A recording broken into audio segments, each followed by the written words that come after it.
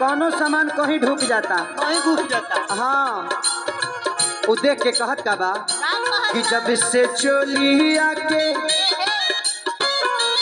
जब से चोलिया के भीतर बस माइल मोबाइल साला दूध पियता, मोबाइल साला दूध पियता।